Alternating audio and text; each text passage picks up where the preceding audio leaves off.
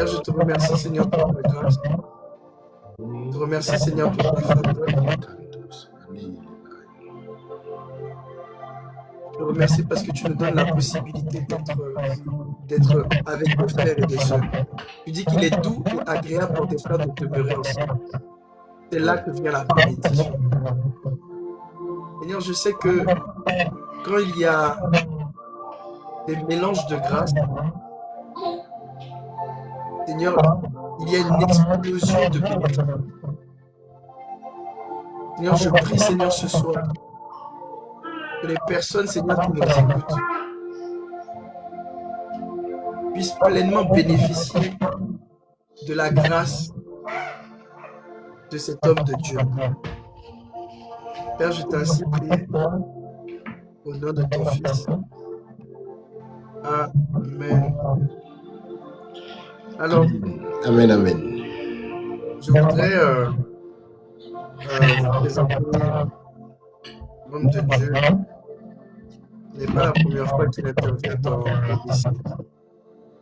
Je crois que c'est la deuxième fois. Si je me trompe pas. Non, la troisième fois. Non, la troisième fois. La troisième fois. La troisième fois. La troisième fois. Et ce que j'aime c'est que le Seigneur fait avec cet homme de Dieu, c'est qu'il prêche vraiment avec son cœur. Il prêche vraiment avec son cœur.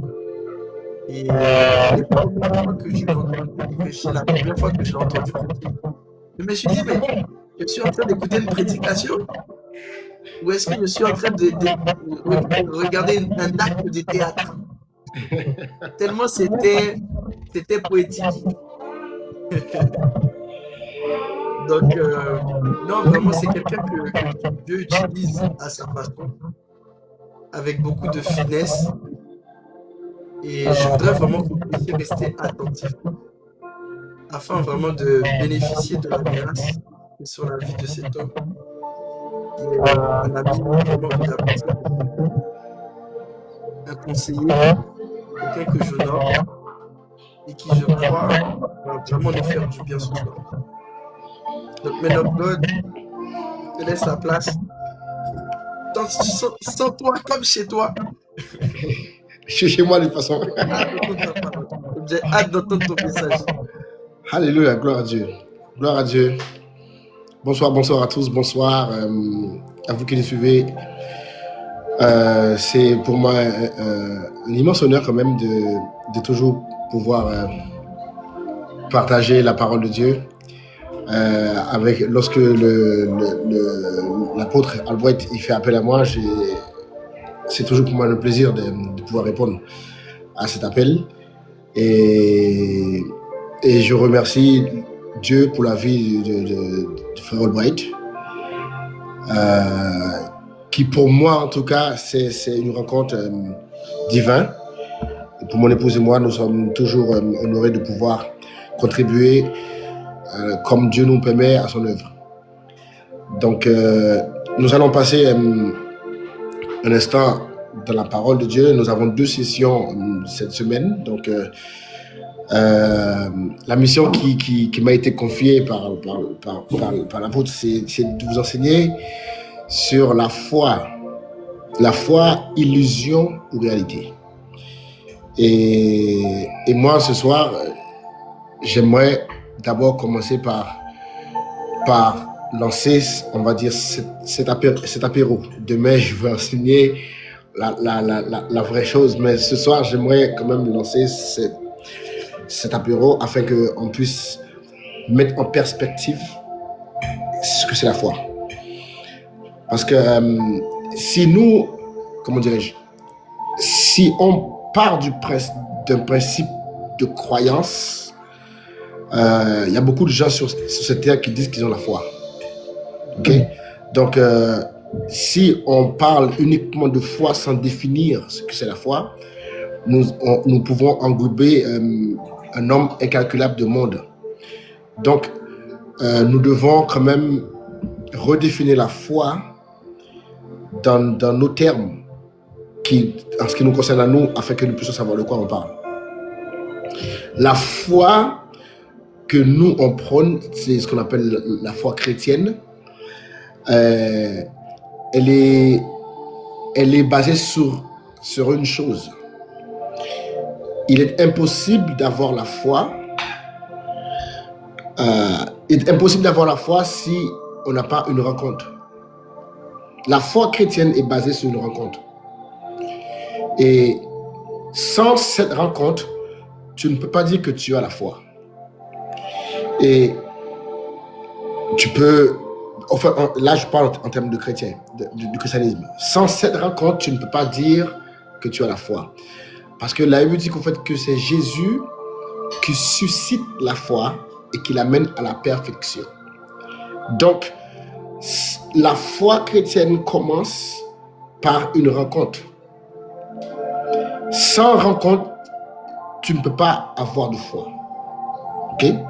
Donc, la foi, c'est Jésus qui met dans nos cœurs. Nous ne pouvons pas avoir la foi sans Jésus. En vrai, la Bible dit que Jésus-Christ est le fondement de notre foi. Il est le fondateur, il est aussi le consommateur, il est aussi le rémunérateur de notre foi. Ok? On va lire maintenant Hébreux 11. Si on veut parler de foi dans la Bible, il y a quand même ce chapitre qui nous parle de foi. C'est le chapitre Hébreux 11. Hébreux 11. Et ce soir, j'enseigne la foi est. Okay? Hébreux 11, il dit, or la foi est une ferme assurance des choses qu'on espère, une démonstration de celles que nous ne voit pas. Si on doit s'arrêter mot pour mot, on doit comprendre une chose, c'est que la foi est. La première chose qu'on peut apprendre au sujet de la foi ce soir, c'est que ce n'est pas quelque chose qui était, ce n'est pas quelque chose qui sera, c'est quelque chose qui est. La foi, c'est pour le présent. Si nous voulons appliquer correctement la foi, nous devons l'appliquer au présent. La foi est. Et deuxièmement, la foi est une ferme assurance. Et dans notre Bible, c'est ferme assurance, mais dans les vraies versions, c'est une substance. La foi, c'est une substance. La foi, c'est quelque chose de tangible. C'est quelque chose d'expérimental. C'est pas quelque chose de hasardeux. La foi, c'est une substance. Quand tu as la foi, tu portes quelque chose en toi. Et c'est un dépôt. La foi, c'est un dépôt que Dieu fait dans la vie de chaque personne qui accepte Jésus. Il te fait ce don de foi. Pourquoi il te fait ce don de foi? On va voir ça plus tard. Mais on doit comprendre que la foi, c'est quelque chose de tangible. C'est une substance que Dieu fait, que Dieu dépose dans l'esprit de chaque personne qui a invoqué le nom du Seigneur Jésus. Et une fois que tu as invoqué le nom du Seigneur Jésus, sachez que voilà, on ne peut pas parler de foi si on ne touche pas un peu la prière. Mais vous savez que la prière, c'est quelque chose de familial. C'est quelque chose qui est fait entre un père et ses enfants. Ok? Mais il y a deux types de prières que Dieu écoute, peu importe la personne qui le fait. Dieu n'écoute pas toutes les prières, mais il y a deux types de prières que Dieu écoute. Et ça, même si tu es un inconverti, si tu fais ces deux types de prières, Dieu t'écoute. C'est la prière pour la miséricorde. Si tu es un non-croyant et tu pries pour la miséricorde de Dieu, Dieu t'écoute. Excusez-moi.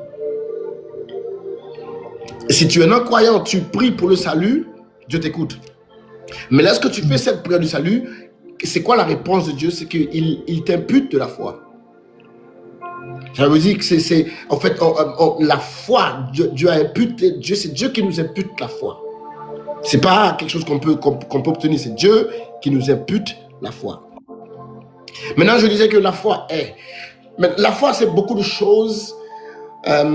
Si nous voulons, ce soir, nous allons voir à peu près certaines choses au sujet de la foi. Mais je voulais quand même dire ça, que la foi, c'est quelque chose que Dieu nous impute. Okay? En réponse à la prière du salut. Lorsque nous faisons la prière du salut, Dieu nous impute la foi. Et nous avons tous reçu la même mesure de foi. Et ensuite, qu'est-ce qui fait que certains ont une grande foi et une petite foi? C'est l'exercice. Mais toute personne, nous avons reçu la même mesure de foi. Ok? Donc, si nous voulons comprendre un peu, nous pouvons dire premièrement que la foi dans le contexte du Nouveau Testament, la foi, c'est une monnaie d'échange, numéro 1. Dans le contexte du Nouveau Testament, la foi, c'est une monnaie d'échange. C'est ce que tu donnes en échange de ce que tu peux recevoir.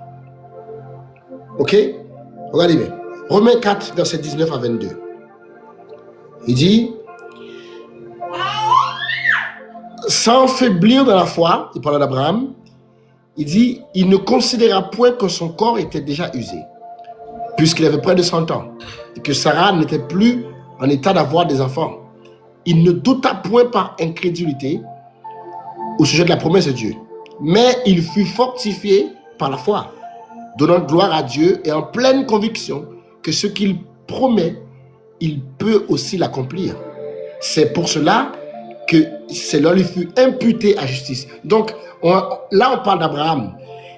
Dans le cas d'Abraham, là, on voit qu'en fait, la foi, c'est ce qui lui a permis, on va dire, entre guillemets, d'acquérir la justice. C'est parce qu'il a eu la foi que Dieu lui a imputé, Dieu a échangé la foi qu'il avait en justice. Abraham, c'est le seul de l'Ancien Testament qui a été justifié. Dans l'Ancien Testament, personne n'a été justifié parce que la justification, c'est quelque chose qui était prévu pour le Nouveau Testament. Et par la foi, Abraham a pu accéder à une autre dispensation. Comprenez la chose, c'est que la foi est tellement puissante que la foi transcende les dispensations. Et nous-mêmes aujourd'hui, par la foi, nous avons accès, je fais une petite parenthèse, par la foi, nous avons accès à une autre dispensation. C'est quoi cette autre dispensation? C'est la vie éternelle. La vie éternelle, ce n'est pas quelque chose qui est pour notre ère à nous. Mais comme nous avons la foi, nous avons maintenant, Jean disait, je vous écris ces choses afin que vous sachiez que vous avez maintenant la vie éternelle. Pourquoi? Parce que nous avons la foi. Et donc, comme on a la foi, ça nous permet de transcender les dispensations. Abraham a transcendé la dispensation Abraham a goûté la dispensation de la grâce pendant qu'il était encore sur la dispensation de la loi. Et pourquoi? Parce qu'il a eu la foi. Et nous, aujourd'hui, quand on parle de la bénédiction d'Abraham, c'est quoi la bénédiction d'Abraham? En vrai, c'est la justification par la foi. Mais ça, Abraham l'a obtenu avant Jésus. Jésus n'était pas encore mort et Abraham a été justifié par la foi. Donc, on voit que la foi, c'est une monnaie d'échange. C'est ce que tu donnes. La foi dans le monde spirituel, c'est de la monnaie, c'est de l'argent. C'est comme l'euro en Europe. Si tu n'as pas d'euro en Europe, tu peux rien échanger. Si tu n'as pas de dollars dans le monde, tu ne peux rien échanger. Et dans le monde spirituel, c'est pas les beaux noms qui s'intéressent, c'est la foi. Ils cherchent à savoir où est la substance. Il faut qu'il y ait une substance qui soutient ce que tu dis. Et cette substance, c'est la foi. Sans ça, ce que tu fais, c'est du vent. Tout ce qui est fait sans la foi, c'est du vent. Le monde spirituel ne te reconnaît pas. Parce que la foi, c'est la base. Tout ce que tu vas obtenir sur cette terre, tu vas l'obtenir par la foi. Parce que Dieu, c'est un Dieu, Dieu nous a montré dès le départ qu'il est un Dieu d'alliance. Et lorsqu'il fait alliance dans une alliance, il y a chacun amène sa part. Mais avec Dieu, on ne peut rien amener à Dieu. On ne peut rien amener à Dieu. Il n'y a jamais quelque chose que nous pourrons donner à Dieu. Qu'est-ce que Dieu a fait pour que cette alliance puisse tenir? Il nous a donné de quoi lui donner. Donc, il nous a donné la foi. Il a mis en nous la foi. Ensuite, voilà pourquoi Dieu n'est pas injuste quand il t'exige de la foi. Parce qu'il a mis ça chez toi. Ok? Mais tu dois comprendre que la foi qu'il a mis chez toi, tu dois le développer. Donc, numéro 1, la foi. Si tu veux comprendre que la foi est numéro 1, la foi, c'est une monnaie d'échange. Ok? C'est une monnaie d'échange. Sans ça, tu ne peux rien recevoir de la part de Dieu. Le salut s'obtient comment? Le salut s'obtient par la foi. Nous sommes justifiés par la foi. La guérison s'obtient comment? Par la foi.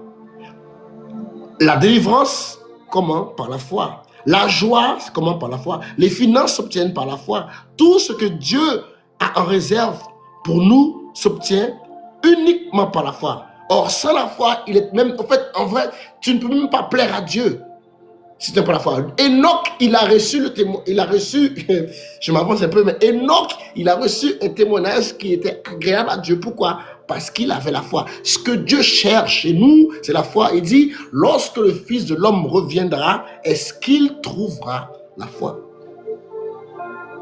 Donc, quand Jésus va revenir, qu'est-ce qu'il va venir chercher? C'est la foi. Ok? Donc, premièrement, la foi est. Okay? C'est pour le présent. La foi est. Et la foi est, numéro 1, une monnaie d'échange. C'est avec ça que tu peux échanger dans le monde spirituel. C'est avec ça que tu peux faire des transactions sur le marché spirituel. Tu viens avec la foi. Tu es justifié comment? Par la foi. Pas parce que tu es bon, non, par la foi. L'œuvre de Jésus-Christ à la croix a été accomplie pour nous, mais nous pouvons le réclamer uniquement par la foi, pas par nos œuvres. Il a dit, or c'est par grâce que vous êtes sauvés, Ephésiens 2:8, par les moyens de la foi. Ça ne vient pas de vous, mais c'est un don de Dieu. Ce n'est point par les œuvres afin que personne ne se glorifie. Donc, c'est par la grâce que nous sommes sauvés, mais comment? Par le moyen de la foi. La grâce nous est disponible, la grâce nous a été mise à disposition, mais nous pouvons l'obtenir par la foi. Ok? Très important. La foi, c'est une monnaie d'échange. Numéro 2, qu'est-ce qu'on peut apprendre au sujet de la foi? La foi, c'est une perspective. Ok? On va lire quelques versets. La foi, c'est une perspective. Suivez-moi. Hébreux 11, versets 24 à 27. Il dit, c'est par la foi que c'est par la foi que Moïse, devenu grand, refusa d'être appelé le fils de la fille du Pharaon, aimant mieux être maltraité avec le peuple de Dieu que d'avoir pour un temps la jouissance du péché, regardant l'opprobre de Christ comme une richesse plus grande que le trésor de l'Égypte, car, regardez bien, il avait les yeux fixés sur la rémunération. C'est par la foi qu'il quitta l'Égypte sans être effrayé de la colère du roi, car il se montra ferme comme voyant ce qui est invisible. Comme voyant ce qui est invisible. Donc la foi, c'est une perspective. On va lire un truc encore. 1 Samuel 17, versets 22 à 26. 1 Samuel 17, 22 à 26. David remit les objets qu'il portait entre les mains du gardien des bagages et courut vers le rang de l'armée.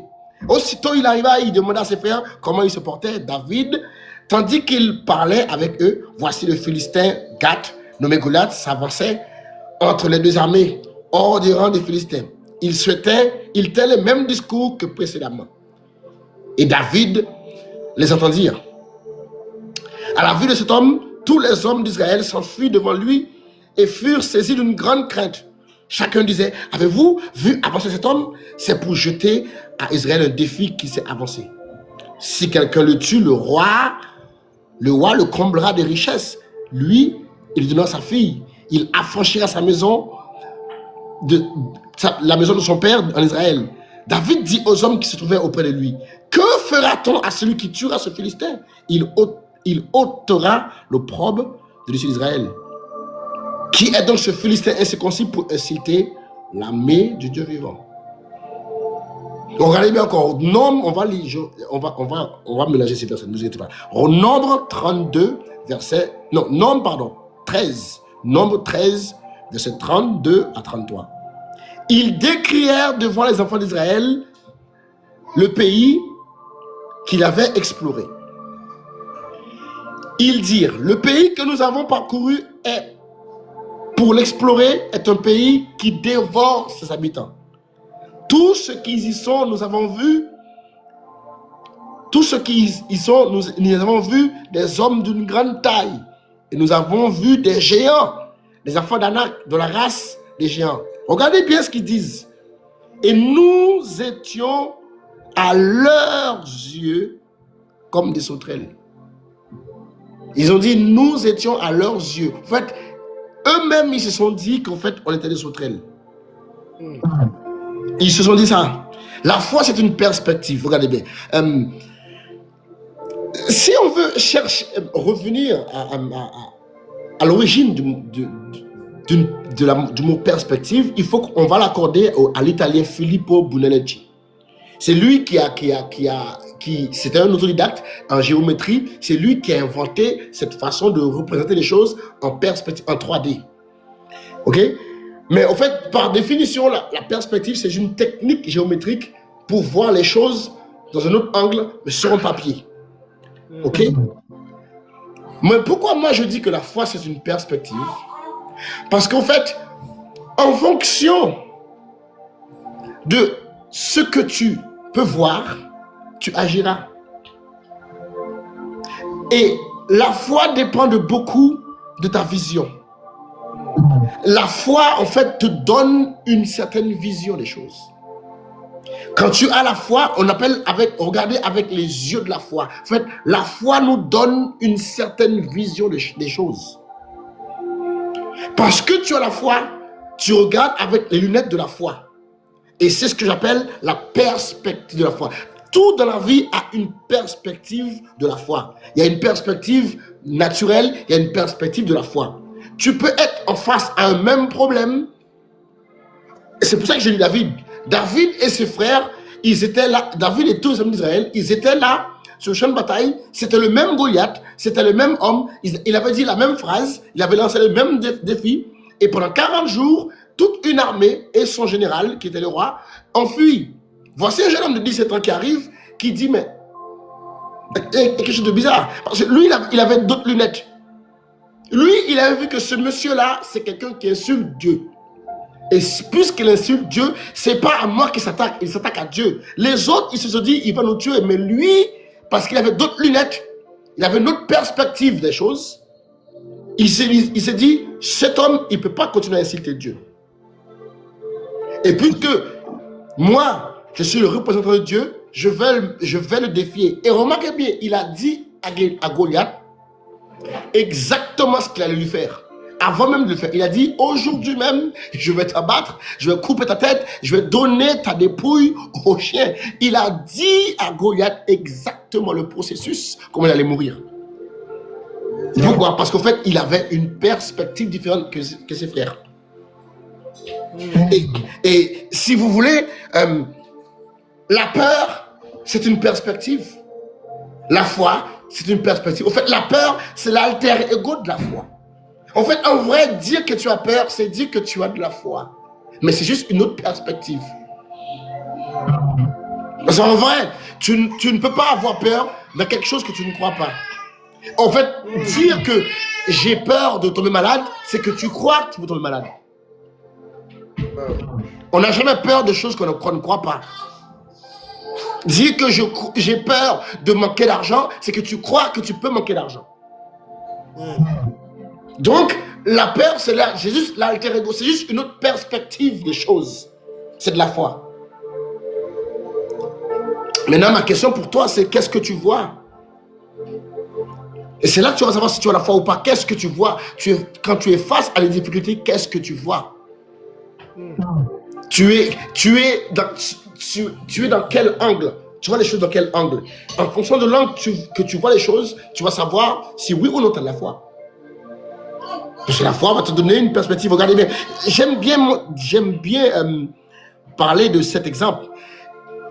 Moïse envoie 12 espions. 12 espions, ils vont espionner, etc. Ils mangent des raisins, des gros raisins, ils mangent des grenades, ils boivent le lait, ils voient le pays, ils goûtent tout, ils sont là, c'était le Club Med, ils étaient bien, ils partent, mais après, jusqu'un jour, ils voient des géants. J'ai dit, ils retournent, au lieu de dire à Moïse et aux enfants d'Israël que la terre qu'on a vue, elle est bonne, etc. Tout ce qu'ils ont vu, ce sont les géants. Et ensuite, voici la phrase qui m'a toujours marqué jusqu'à aujourd'hui. C'est qu'en fait, ce ne sont pas les géants qui leur ont dit, vous êtes comme des sauterelles. Les géants ne les ont jamais adressé la parole. En vrai, moi, je suis persuadé que les géants ne les ont jamais vus. Parce que aussi peureux qu'ils étaient, s'ils avaient été repérés, ils seraient tués. Donc, voici des hommes, 10 hommes, qui ont juste aperçu des géants. qui ne sont pas fait repérer. Ils rentrent chez eux dire que les géants nous ont vus comme des sauterelles. Comment ils savent ça? Puisque les géants ne les ont pas vus. C'est eux qui ont vu les géants. Ils ont dit, et regardez bien, ils ont dit, nous étions à leurs yeux. Comment tu peux savoir ça? Et ils t'ont dit ça? Non, c'est juste la perspective de la peur qui leur a donné cette image. Et du coup, ils ont remis ce rapport à Moïse. Pourtant, il y en avait deux parmi eux qui avaient une autre perspective. Caleb a dit, non, non, non, non, non, non. Montons, nous sommes très capables. Le pays est bon. Le pays, il est bon pour nous et nous sommes très capables. Il était aussi parmi eux. Lui aussi, il a vu les géants. Mais il avait une autre perspective. Et cette perspective, c'est la perspective de la foi. Regardez bien. En fait, ta victoire dans la vie dépend de la position que tu prends par rapport à une situation. Ça dépend de comment tu approches la chose. Si tu arrives avec une perspective de je suis vaincu, tu vas être vaincu. Vous savez quoi? La guerre spirituelle que nous faisons, nous devons comprendre une chose, c'est que si tu fais la guerre spirituelle avec l'intention d'essayer de gagner, tu as déjà perdu. Parce qu'en vrai, tu ne peux pas gagner une guerre spirituelle. La guerre que nous faisons, c'est une guerre pour imposer ce que Jésus a déjà fait. Et bien souvent, nous, on doit comprendre que nous partons en vainqueur pour imposer une victoire. Nous ne partons pas pour essayer de gagner quoi que ce soit. C'est déjà gagné. Et c'est avec cette perspective en tête que tu dois aller te battre. Si tu te bats avec la perspective, j'essaie de gagner, toi contre le diable, tu vas être toujours vaincu. Le diable a des milliers d'années d'existence. Donc, il sait comment t'abattre. Toi, tu n'as que 20 ans, 30 ans, 40 ans. Tu ne peux pas lutter contre un esprit qui a plus des milliers d'années d'existence. Mais, nous avons une victoire. Et nous, ce que nous faisons, c'est juste venir imposer la victoire que nous avons reçue. Une perspective. Et je ne sais pas si vous... Et voici la chose qui illustre le mieux ça. Après, on va aller au point suivant. Je ne sais pas si vous avez regardé le film 300. Le film 300, Léonidas et ses hommes, ils ont fait face à la plus grande armée qui existait à l'époque, l'armée de la Grèce, l'armée de Xerxès. Et Léonidas et ses hommes, c'était les meilleurs guerriers qui existaient de leur époque. Voici les meilleurs guerriers qui existaient de leur époque face à la plus grande armée innombrable, incalculable. On ne peut pas les compter tellement ils sont nombreux. Et Léonidas, regardez bien, la bataille qui a eu lieu, Léonidas et ses hommes, ils ont juste appliqué cette loi. La perspective. Ils se sont dit, si on arrive à se mettre dans ce creux-là, peu importe les vagues qui vont arriver, tant qu'on est dans cette position, on est invincible. C'est une perspective. Il a choisi un endroit où il pouvait voir, il a décidé de voir l'armée de Xerxès réduite. Parce que tant qu'ils étaient dans cette crevasse, l'armée de Xerxès était réduite à ses yeux. Et il savait très bien qu'à homme à homme, impossible. S'ils viennent par vague de 100, 200, on va tous les tuer. Et ils ont fait vague sur vague. Pourquoi? Parce que la perspective qu'ils avaient était la bonne. Jusqu'à ce qu'un traître aille montrer à Xerxès qu'il y avait une autre perspective, il y avait un autre endroit où tu pouvais les attaquer. Et c'est là qu'ils ont été terminés. Cette histoire nous montre, c'est une bataille gagnée en fonction de la perspective. Quelle position? Où est-ce que tu regardes la chose? Donc, la situation que tu as actuellement, est-ce que tu as déjà considéré de la regarder autrement? Parce que la foi, c'est une perspective. La foi, c'est une perspective. Et numéro 3. Numéro 3.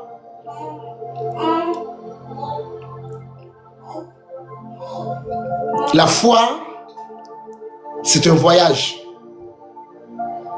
On nous a souvent introduit la foi comme quelque chose que voilà, j'ai bien commencé par dire que c'est une monnaie d'échange, mais on nous a souvent introduit la foi à une seule chose. C'est pour recevoir, c'est pour recevoir. Non, non, non, non, non, non. La foi, c'est un voyage. C'est ce qu'on appelle le voyage de la foi. C'est un voyage. Il y a quelqu'un qui a fait ce voyage, c'est notre père Abraham. Genèse 15, verset 1 à 6. Il dit, après ces événements, la parole de l'Éternel fut adressée à Abraham dans une vision. Il dit, Abraham, ne crains point, je suis ton bouclier et ta récompense soit grande. Abraham répondit, Seigneur éternel, que me donneras-tu? Je m'en vais sans enfant, et l'héritier de ma maison, c'est Éléazar de Damas. Et Abraham dit, voici, tu ne m'as pas donné de postérité. Celui qui est né de ma maison sera mon héritier. Alors la parole de l'Éternel lui fut adressée ainsi.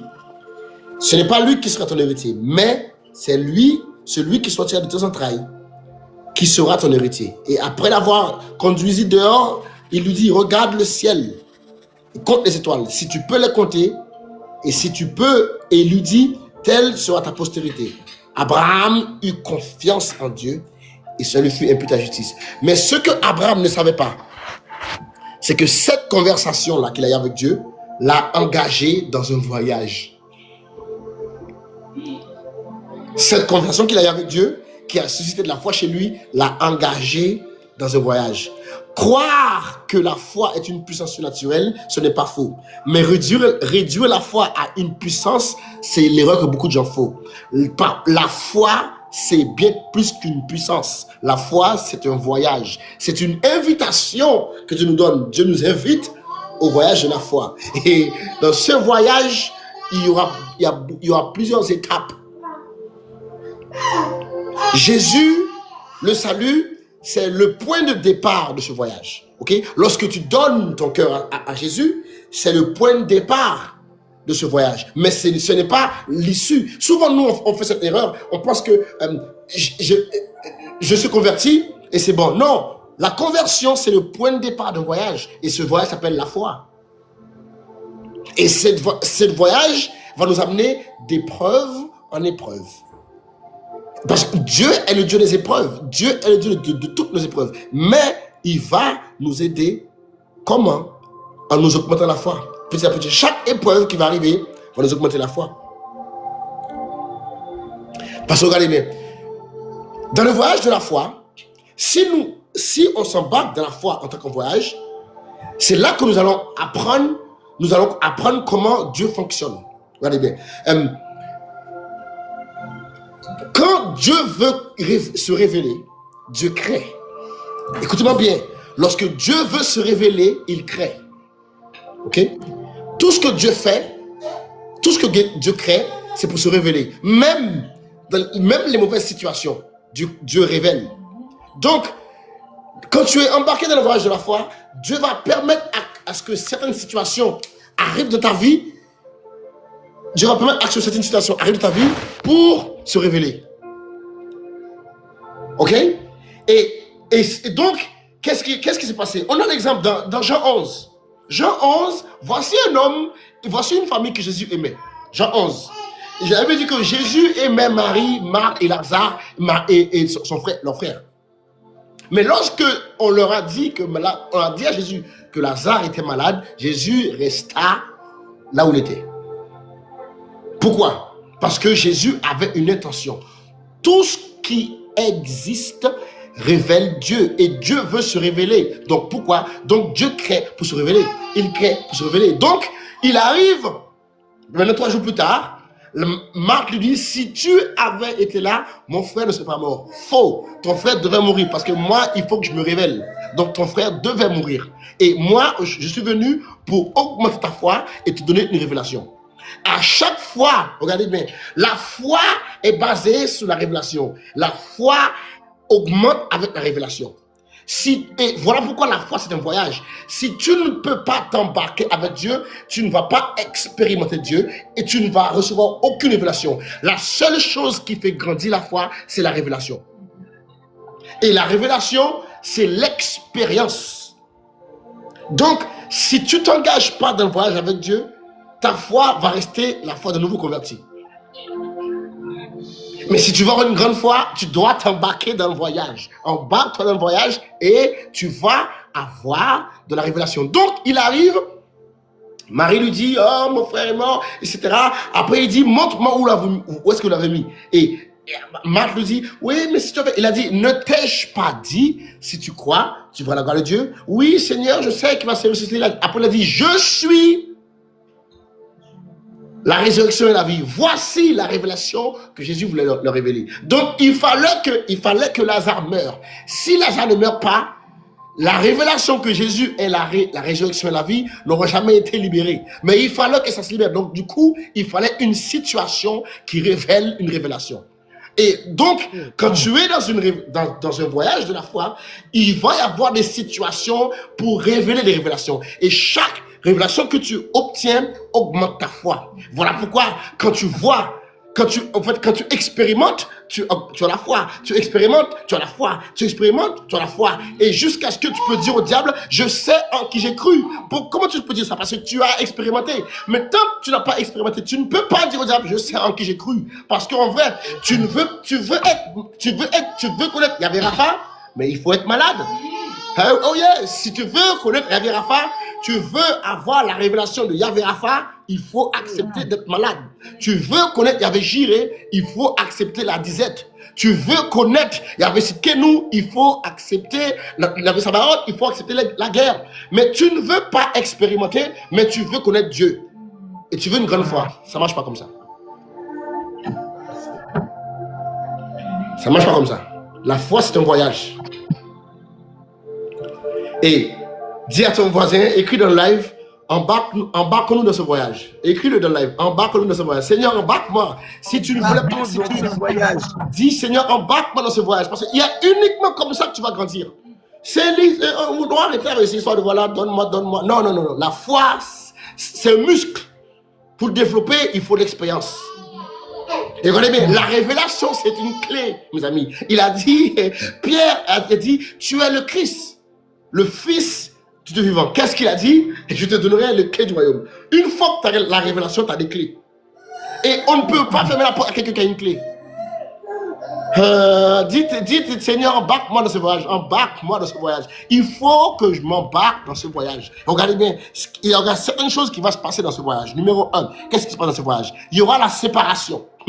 Le voyage de la foi va t'amener à un lieu de séparation. Dieu va te séparer des autres. Tu vas être séparé de quelqu'un. Tu vas être séparé de quelque chose. Si tu es embarqué dans le voyage de la foi, tu vas avoir une époque de séparation. Il y a quelque chose que tu vas te demander, laisse tomber. Oui, embarque-moi. Si tu veux, il y aura une période de séparation. Regarde bien, Dieu a dit à Abraham, va-t'en de ton pays et de ta patrie, de la maison de ton père. Le voyage de la foi commence par une séparation. Tu es séparé du monde. Tu es séparé, au fait, tu acceptes Jésus, tu es séparé du monde. Il y a une séparation. Deuxièmement, une fois que Dieu te sépare, Dieu te propose la séparation. Tu acceptes, qu'est-ce qui va se passer? Il va te donner une accroche. Et tu vas voir, c'est cette période dans ta vie où ta foi semble super. Tu pries, Dieu répond. Tu pries, Dieu répond. C'est parce que Dieu veut t'accrocher. Et il veut t'accrocher. C'est pas que tu as une grande foi. C'est juste qu'il l'accroche. Et ensuite, ce voyage de la foi va t'amener devant le grand miroir. Et si tu n'es pas passé devant le miroir, pour savoir qui tu es, tu ne peux pas aller plus loin avec Dieu. Et dans ton voyage de la foi, Dieu va t'amener devant le miroir afin que tu puisses savoir qui tu es. Parce que seules les personnes qui connaissent qui ils sont, peuvent dépendre de la miséricorde de Dieu. Une personne qui ne sait pas qui il est, dépend de lui-même. Mais dans ce voyage de la foi, Dieu veut qu'on dépende uniquement de lui, de sa miséricorde. Donc, il va nous amener de voici qui tu es. Et dans la vie de notre père Abraham, il arrivait en Égypte, il a dit à sa femme, dis que tu es ma soeur. Ok? Dis que tu es ma soeur. Il a fait ça 2 fois. Dieu l'avait mis devant ses failles. Et dans ce voyage de la foi, Dieu va te mettre devant tes failles. Souvent, nous on pense que la foi c'est obtenir. Non, la foi c'est un voyage qui nous change. C'est un voyage qui nous change. Pierre a été confronté à cette histoire. Pierre, il disait, oh Seigneur, je ne vais jamais te trahir. Oh, moi, je vais avec toi jusqu'à la mort. Il ne savait pas qu'il était embarqué dans un voyage, mais il ne savait pas. Il a fait des miracles, il ne savait pas que c'était l'accroche. Il a vu, mais il ne savait pas. Le jour du miroir est arrivé, Pierre était là, Jésus était en train de se faire battre, il était là, il voulait juste essayer de voir, il essayait de voir, on a dit, hey, mets-toi là, tu n'es pas avec eux là, hey, moi j'amène la vie, laisse-moi tranquille. Quelqu'un d'autre, il essaie de cacher, quelqu'un d'autre, Pierre était tellement chaud qu'il a appelé une jeune fille, madame. Il dit, madame, je ne te connais pas. Pierre a dit des jurons, Pierre a sorti des gros mots pour sauver sa vie. Il a dit qu'il a sorti des jurons, ça veut dire qu'il a dit des gros mots. Il a insulté la fille. Qu'est-ce que tu me parles de toi, Jésus? Pourquoi? En fait, là, il était devant le miroir. Voici qui tu es. Et tant que tu n'acceptes pas d'arriver là, tu ne vas pas aller plus loin dans la foi. Ta foi ne va pas faire de progrès. Il faut que tu acceptes ça. Dieu le sait, mais il faut que tu l'admettes afin que tu puisses dépendre de sa miséricorde. Maintenant que tu sais que tu es tordu, maintenant que tu sais que tu as tendance à mentir, maintenant que tu sais que tu as tendance à te faufiler, maintenant que tu sais, maintenant dépend uniquement de ma miséricorde. Ne dépend pas de tes propres forces. Le miroir est important, parce que sinon tu vas commencer à dépendre, penser que ça vient de toi, oh je prie, ça marche. Non! Dieu te fait miséricorde, mais tu as besoin de savoir ça. Tu as besoin de savoir ça. Et ensuite, une fois que tu passes devant le miroir, en général, qu'est-ce que ça fait? Ça te brise. Donc, ça te pousse à la consécration. C'est le voyage de la foi. Ça te pousse à la consécration. Puisque maintenant, tu sais que sans Dieu, sans Dieu, ça te pousse à la consécration. Seules les personnes folles ne se consacrent pas à Dieu. Parce qu'en fait, on est encore orgueilleux de penser qu'en fait, on dépend de personne. Si tu es embarqué dans ce voyage, si tu n'es pas dans ce voyage, si tu n'es pas dans cette relation avec Dieu juste pour obtenir, mais tu es vraiment embarqué dans ce voyage, tu montes dans la barque, dis Seigneur, on y va. Monte dans la barque. Si tu connais quelqu'un, dis monte dans la barque. Dis monte dans la barque, monte dans la barque, monte dans la barque. Oui. Et tu verras. Ça va être turbulent, oui. Est-ce que ça va te secouer? Oui, ça va secouer. Est-ce que tu vas avoir mal? Oui, tu vas avoir mal. Mais est-ce que tu vas grandir? Oui, tu vas grandir. Parce que tu vas avoir de la révélation. Et c'est seule la révélation qui fait grandir la foi. Il y a une différence entre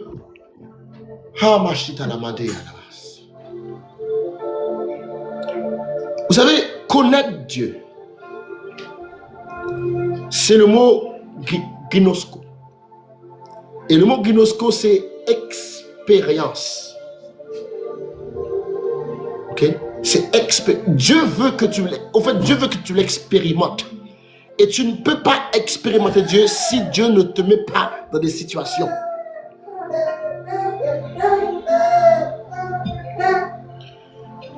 Alléluia. La foi, c'est un voyage. Sinon, on va s'asseoir tout là-dessus. La foi, c'est un voyage. Et ça, il y a encore d'autres points qu'on pouvait dire là-dessus, mais bon, une autre fois. La foi, premièrement, c'est une monnaie d'échange. Okay? Deuxièmement, la foi, c'est une perspective. C'est une façon de voir les choses, une vision de la vie. Troisièmement, on a vu pas seulement que la foi, c'est un voyage. C'est quelque chose que Dieu t'embarque avec lui. Okay? Et quatrièmement, la foi, c'est une mentalité. Okay? La foi, c'est une mentalité. Regardez bien, on va lire ça. Luc 7, verset 1 à 10. Luc 7, verset 1 à 10. Je lis comme ça. Il dit, après avoir achevé tous ses discours devant le peuple qui l'écoutait, Jésus entra dans Capernaum. Un centenier avait un serviteur auquel il était très attaché et qui se trouvait malade, sur le point de mourir. Ayant entendu parler de Jésus, il lui envoya quelques anciens des Juifs pour le prier de venir guérir son serviteur. Il arrivait auprès de ce lieu et ils adressèrent des supplications en disant, « Il mérite que tu lui accordes cela, car il aime notre nation. C'est lui qui a bâti notre synagogue. » Jésus étant allé avec eux, n'étant guère éloigné de la maison, quand le centenier envoya des amis pour lui dire, « Seigneur, ne te prends pas à peine, ne prends pas la tête avec ça, car je ne suis pas digne que tu entres sous mon toit. C'est aussi pour cela que je ne suis pas même cru digne d'aller moi-même vers toi. Mais dis un mot, mon serviteur sera guéri. Car moi qui suis soumis à des autorités, j'ai des soldats sous mes ordres. Et je dis à l'un va et il va, à l'autre vient et il vient. Et mon serviteur fait cela, il le fait. Lorsque Jésus entendu ces paroles, il admira le centenier en se tournant vers la foule et disant, je vous le dis, même en Israël, je n'ai pas trouvé une aussi grande foi. Mais en fait, le monsieur n'avait rien dit. Le monsieur avait juste dit, ne viens pas chez moi. Mais en vrai, Jésus avait noté quelque chose. C'est que cet homme avait une mentalité. C'est la mentalité de cet homme. Jésus avait vu la mentalité de ce monsieur. Le monsieur avait compris que, en fait, c'est une question de parole.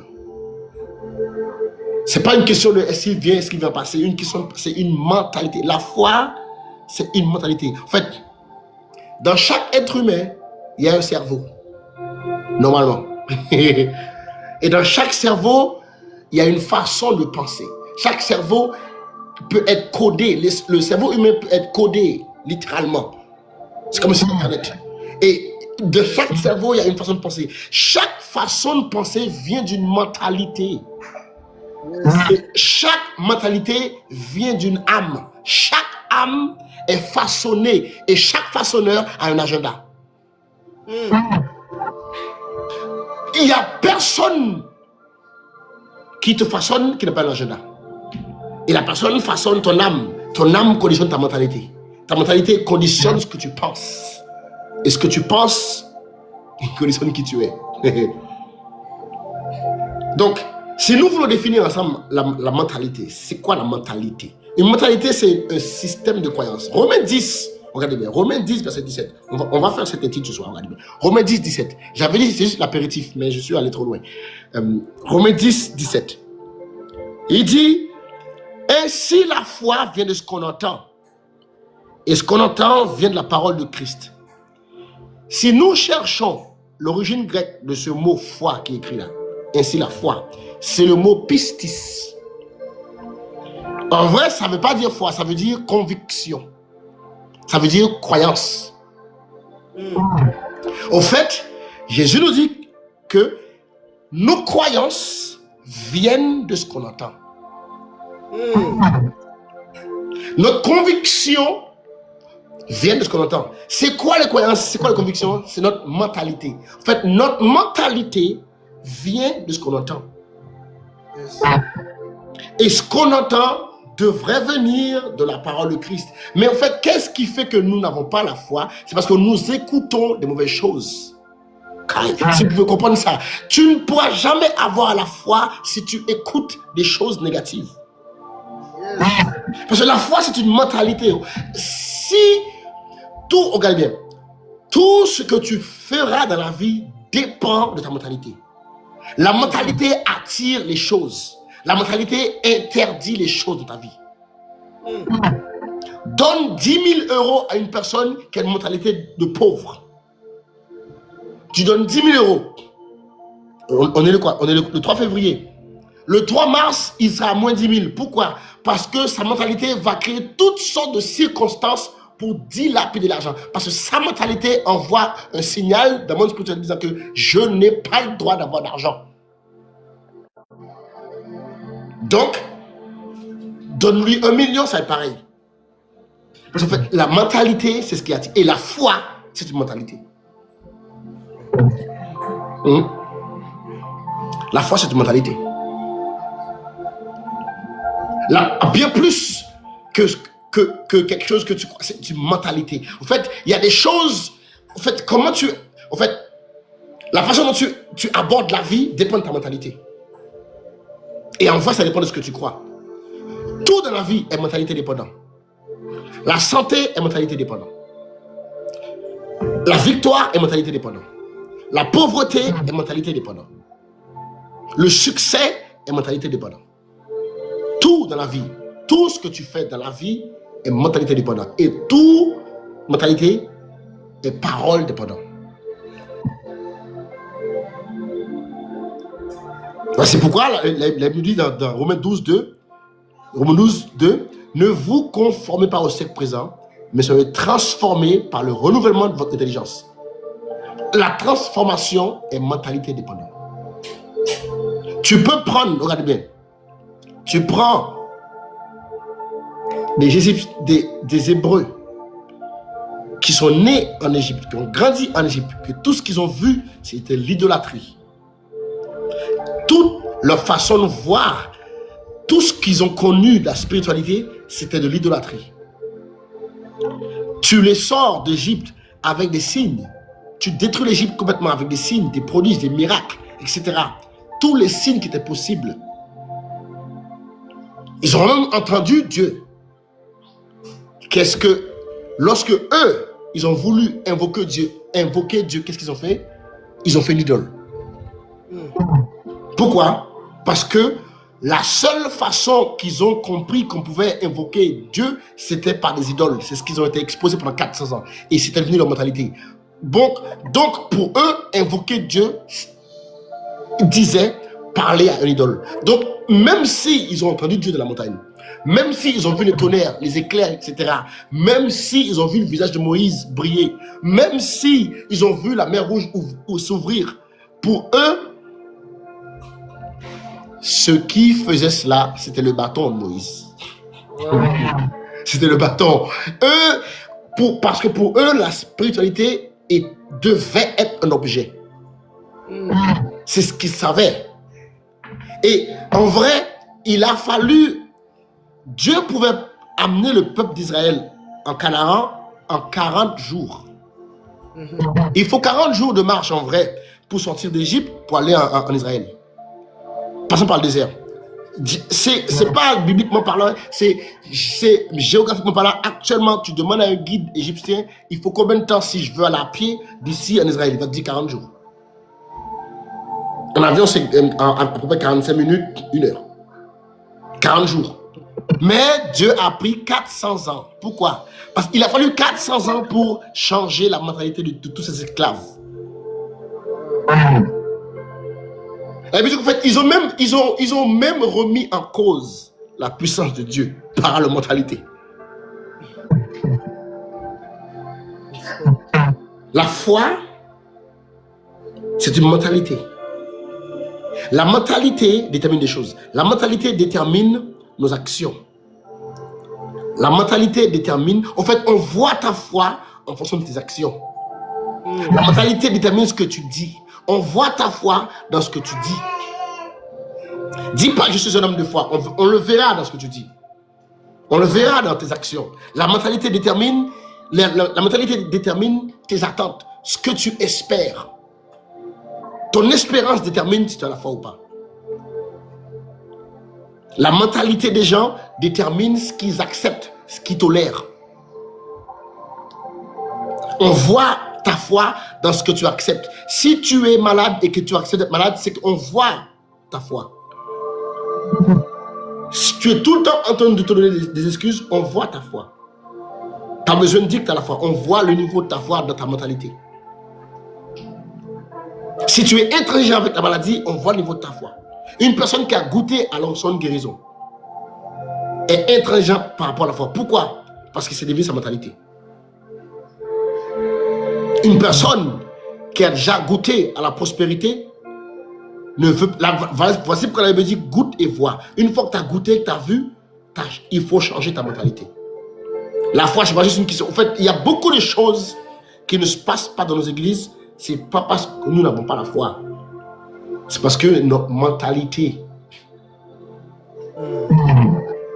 conditionne. Notre foi révèle notre mentalité. Notre mentalité révèle notre foi. Et vous savez, il y a une chose qui détruit la foi, c'est l'incrédulité. L'incrédulité, j'ai étudié ça. L'incrédulité, c'est pas ne pas croire. L'incrédulité, c'est l'incapacité de croire. L'incrédulité, c'est pas ne pas croire. Parce qu'un jour, il y a un gars qui a dit à Jésus, viens au secours de mon incrédulité. Ça veut dire, en fait, moi je veux croire. Il a dit, Jésus lui disait, si tu crois, est-ce que tu crois que je peux faire cela? Il a dit, oui Seigneur, je crois. C'est le gars, c'est le monsieur qui avait son fils qui était épileptique. Jésus lui a dit, est-ce que tu crois que je peux faire cela? Il a dit, oui, je crois que tu peux le faire. Après, Il dit, Seigneur, viens au secours de mon incrédulité. En fait, il s'est examiné, il a dit, il n'y a pas en moi cette capacité de croire à ça. L'incrédulité, c'est une mentalité qui t'empêche de croire. Tu n'as pas en toi la capacité. Il y a des fois, et nous pouvons être incrédules en fonction des choses. Il y a des gens qui sont incrédules au sujet des miracles. Fais ce que tu veux, ils ne croient pas au miracle. Pourtant, ils croient aux finances, ils croient, mais les miracles, ils n'y croient pas. Donc, ils n'ont pas en eux la capacité de croire. Pourquoi leur mentalité? Dès que tu parles d'incrédulité, il faut que tu parles de mentalité.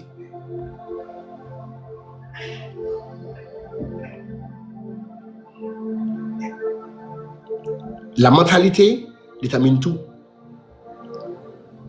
Numéro 5, je ne sais pas combien, numéro 5, numéro 4, numéro 5. La foi, c'est un égaliseur. Okay? La foi, c'est la seule substance qui met tout le monde au même piédestal. La seule différence entre toi et moi, c'est que moi, j'exerce la mienne. Je me suis embarqué dans le voyage. Mais sinon, Dieu nous a donné la même mesure de foi. Voici pourquoi la foi n'est pas intellectuelle. C'est pour ça. Si Dieu avait fait que la foi soit intellectuelle, Dieu c'est injuste. Parce qu'il y a des gens qui ont plus de capacités intellectuelles que d'autres. Si Dieu avait fait que la foi soit physique, Dieu c'est injuste. Parce que déjà, entre hommes et femmes, on n'a pas la même capacité physique. Et entre hommes, on n'a pas la même capacité physique. Donc, la foi ne dépend pas de tout ça. La foi, c'est un égaliseur. C'est quelque chose que si tu peux croire, tu peux voir. Si tu peux croire, c'est un égaliseur. Ça met tout le monde au même pédestal. En fait, en vrai, la même foi qu'on a reçue, c'est la même foi qui était en Jésus. Oui. Pour toi, c'est compliqué de croire ça, mais crois ça. La même foi que nous avons reçue, c'est la même foi que Jésus avait avec les sur terre. La seule différence, c'est que Jésus avait exercé. Et si tu veux avoir une foi pour dépasser les montagnes, il faut t'embarquer dans le voyage et exercer ta foi. Accepter d'expérimenter. La foi, c'est un égaliseur. C'est que au niveau de la foi que nous tous, on est pareil. Il y avait dit qu'il y a une seule foi. C'est un égaliseur. Numéro 6. Et on va terminer avec ça ce soir. La foi, écoutez-moi bien, c'est une attitude. Il y a une certaine attitude que tu adoptes quand tu as la foi. Tu ne peux pas adopter certaines choses. Tu ne peux pas accepter tout quand tu as la foi. Parfois, quand tu as la foi, les gens vont penser que tu es arrogant. C'est une attitude. C'est une attitude. En fait, ta mentalité conditionne ce que tu acceptes. Et en vrai, ça crée une attitude. L'attitude détermine là où tu vas aller. En fait, c'est quoi l'attitude? C'est pas le comportement. Hein. L'attitude, c'est les dispositions intérieures. Parce qu'une personne peut être bien composée, mais avoir une mauvaise attitude. L'attitude, c'est la disposition intérieure. Donc, tu peux être face à une situation, on pense que tu es chamboulé, mais toi, à l'intérieur de toi, tu sais très bien, ce truc-là, on ne peut pas me mettre par terre. Jamais de la vie. C'est pas de l'arrogance, tu sais. Parce que la foi, c'est une substance. Et quand tu expérimentes, au bout d'un moment, tu as une attitude. Tu dis, lui là, non, jamais de la vie. Et il va mourir avant moi. Par exemple, moi, il y a quelque chose que je sais que je ne peux pas échouer. Pour moi, le mot échec n'existe pas. Je ne peux pas échouer. Ah, tu dis, ah, mais comment tu sais? C'est présomptueux? Non, c'est pas présomptueux. Parce que j'ai expérimenté Dieu, je sais. Ça veut dire qu'en Dieu, il n'y a pas d'échec. Donc, moi et Dieu, on ne peut pas échouer. S'il y a échec dans l'équation, il y a un problème. C'est une attitude. C'est une attitude. Oui. Et si vous comprenez ça,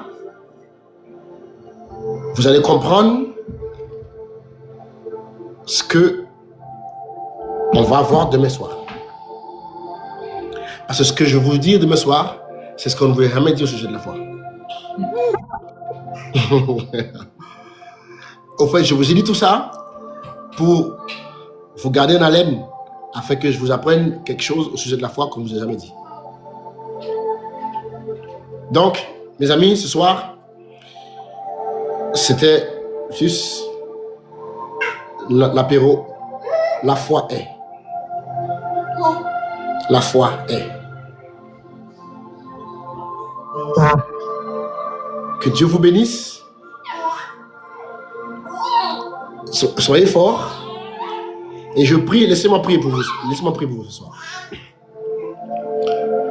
Père, dans le nom de Jésus, je te remercie pour cette opportunité que tu nous as donnée d'édifier nos frères et sœurs.